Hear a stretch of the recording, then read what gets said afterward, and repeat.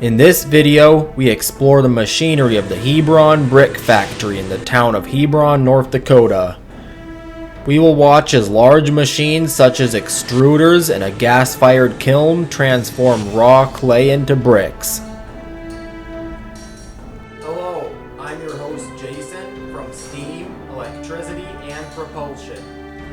The first thing we see when entering the factory is the tunnel kiln and brick dryers. Then we pass by the brick forming equipment. We will come back here later, but first let's see where the raw material comes from. Outside the factory are large piles of clay from mines north of Hebron. An old locomotive sits at the factory entrance. This used to haul wagons of clay to the facility. The raw clay is not yet suitable for high quality bricks, so in this building it is processed into a fine powder. Some of these machines are used to sift the clay. The clay will then come out as a fine powder, which is then stored in these hoppers, each holding up to 100 tons of clay.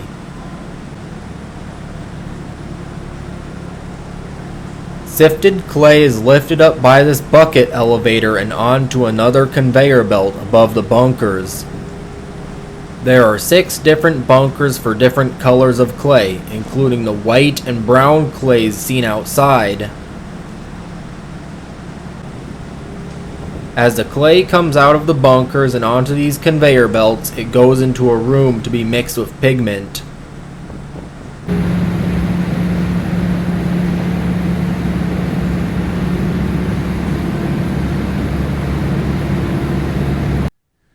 Here we see different streaks of natural clay colors which are being mixed by these baffles.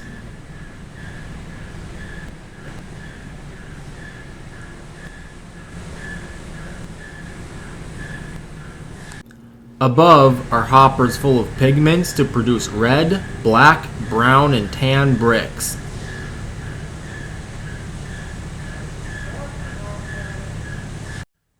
The red pigment is iron oxide and the black one is likely a manganese compound. As clay moves down the conveyor, this short conveyor moves the red iron oxide from the chute into the stream of clay.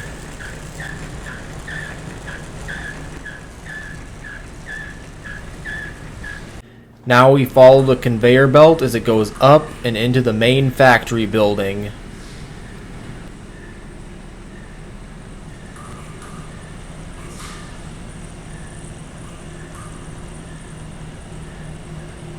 First, there is this water heater by the machinery platform. Using hot water when mixing dry clay helps it absorb better.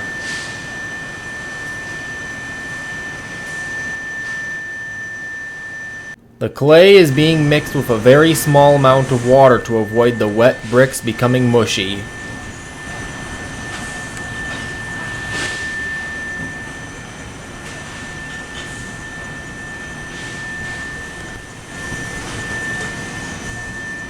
At the end of the mixer, warm water mixes with the clay coming off the conveyor belt. This large electric motor drives lots of the components on the clay mixing rig. Conveyor belts and especially the mixer rotor require lots of power to operate. Over there, we see the extruder shaft rotating.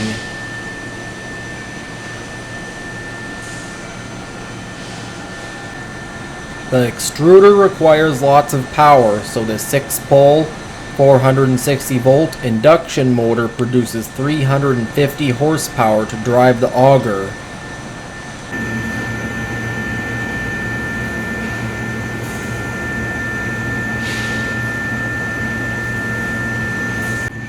Through a belt drive and what appears to be a gearbox, it powers the auger, which presses clay through the extruder nozzle.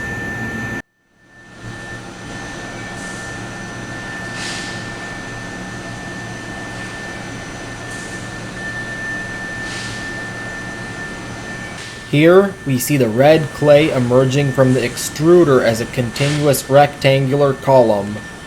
Rollers and scrapers help maintain its shape and smooth surfaces. The clay then passes through additional machinery that may further smooth the extrusion before it is cut.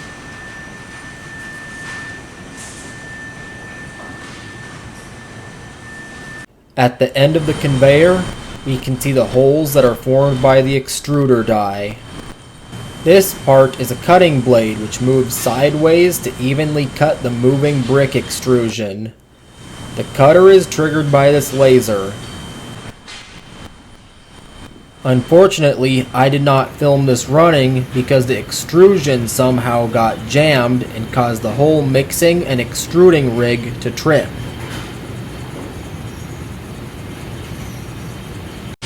Now what happened? The cutting machine down there isn't working. Oh.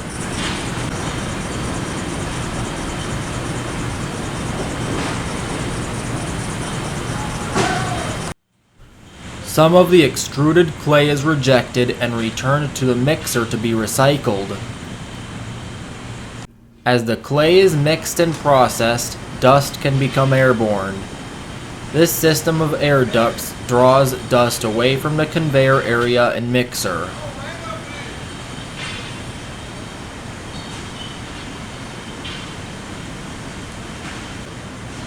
Here we see a duct collecting dust from the mixer, where the dry clay likely generates a significant amount of dust.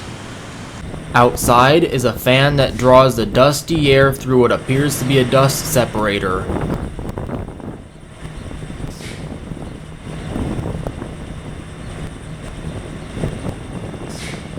The cleaned air is then returned to the factory, where it passes through these air filters before being discharged.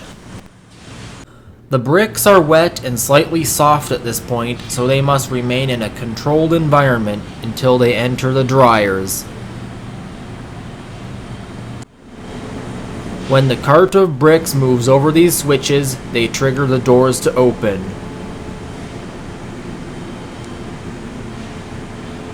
Inside this storage tunnel, warm, moist air helps prevent the bricks from drying too quickly.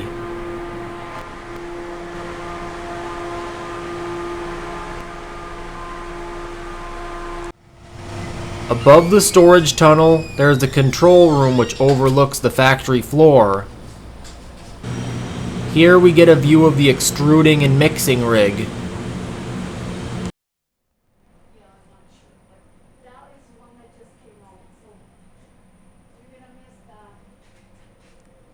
On the wall across the factory, there's a God Bless America poster.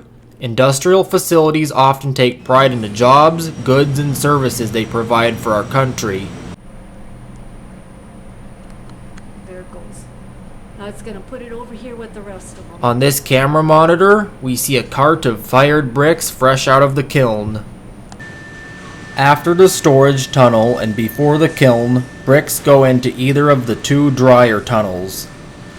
Dry bricks come out on this end of the dryers and move sideways toward the kiln entrance.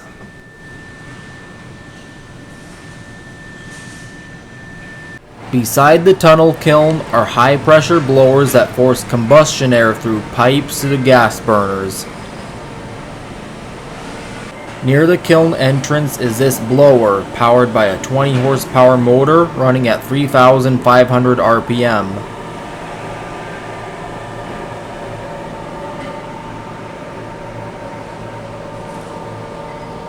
The air passes through this damper, which helps maintain a constant pressure in the air header. From there, the combustion air flows into the header above the kiln, where small distribution pipes feed each burner.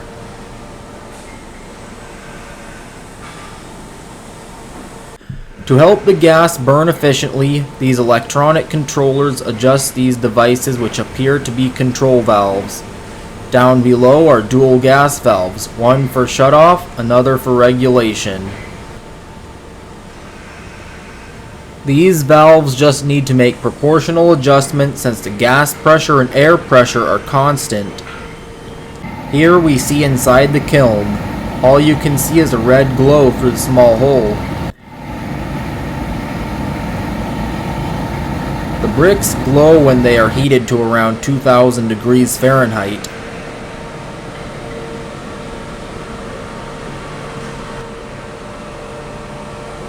Near the center of the tunnel kiln is this larger blower which is belt-driven.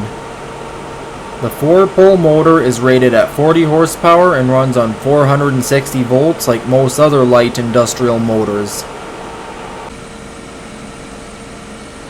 Above the blower we see another damper actuator for keeping the output pressure constant since there's no VFD to change the fan's speed.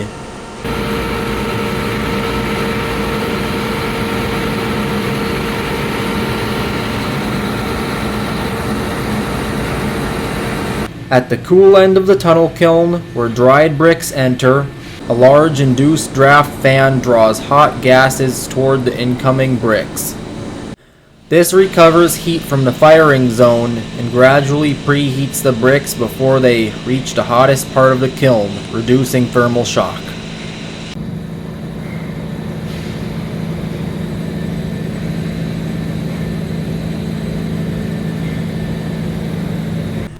The induced draft fan sends hot exhaust gases to the smokestack.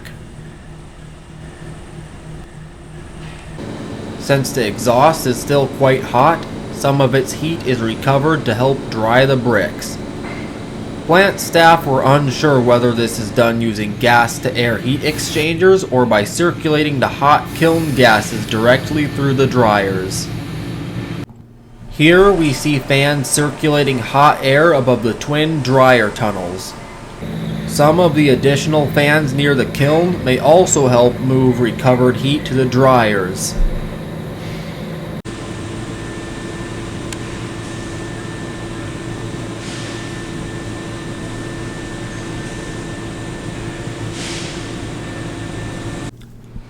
While looking at the kiln, I watched a cart of fired bricks slowly moving to the front of the factory.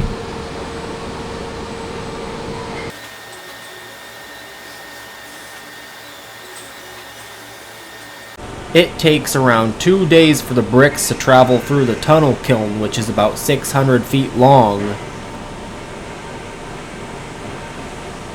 Here, a robotic lifting machine lifts bricks off the carts and places them onto a conveyor where they are inspected and sorted by hand.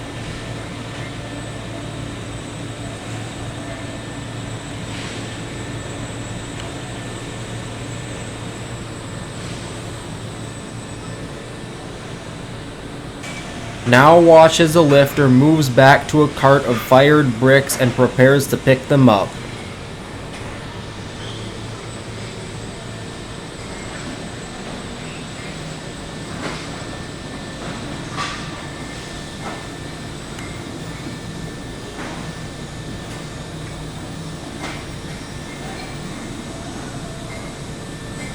An empty cart is being pushed onto a sideways moving platform by a mechanical pusher.